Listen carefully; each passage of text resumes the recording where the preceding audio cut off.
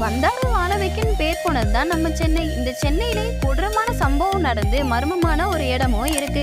அந்த இடத்த பாக்குறதுக்கு முன்னாடி நம்ம வீடியோ பிடிச்சா நம்ம வீடியோக்கு ஒரு லைக் அண்ட் சப்ஸ்கிரைப் பண்ணுங்க. இன்னைக்கு வரை யாரும் பேசப்படாத ஒரு உடஞ்ச பாலத்தை பத்தி தான் இந்த வீடியோல நம்ம பார்க்க போறோம்.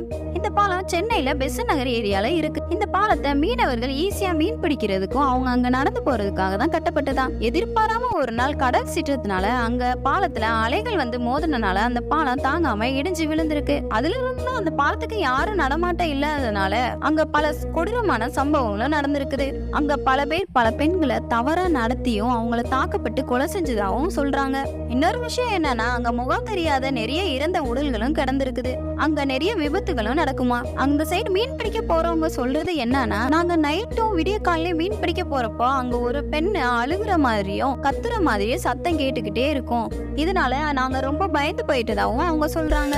இந்த விஷயத்தை பத்தி நீங்க என்ன நினைக்கிறீங்கன்னு கமெண்ட்ல சொல்லிட்டு அடுத்து எதை பத்தி வீடியோ போடலான்னு கமெண்ட்ல சொல்லுங்க.